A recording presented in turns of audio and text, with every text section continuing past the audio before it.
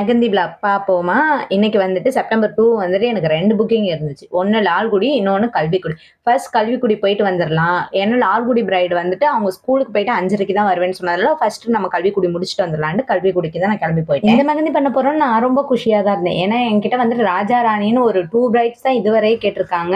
இவங்களோட சேர்த்து. இவங்க ஆல்ரெடியே ஒரு பேட்டர்னுமே சூஸ் பண்ணி எனக்குமே அந்த டிசைன் அனுப்பி வச்சுட்டாங்க. அதுவே கன்ஃபார்மும் பண்ணிட்டாங்க. இவங்க வந்து ஃபுல்லா தீம் பேஸ்டே போயிட்டாங்க. பீகாக்கு, எலிஃபண்ட், ரைட் சைடு வந்துட்டு க்ரூம் மாலை போடுற மாதிரி, லெஃப்ட் சைடு வந்துட்டு பிரைடு மாலை போடுற மாதிரி கேட்டிருந்தாங்க. பேக் ஹேண்ட்ல வந்துட்டு பிரைடு வந்து டீப் டஸ்கி டோனுங்கிறதுனால போட்டோக்கு நல்லா தெரியற மாதிரி டிசைனே போயிட்டு சொல்லிட்டாங்க. அதனால நம்மளுமே வந்துட்டு நமக்கு வந்த டிசைன் எல்லாத்தையுமே போட்டாச்சு. ரொம்பவே கம்ஃபர்டபுள் பிரைடா இருந்தாங்க எனக்கு. ஏன்னா வந்துட்டு ரொம்பவே பேசிக்கிட்டு ஜாலியா டைம் போறதே தெரியல.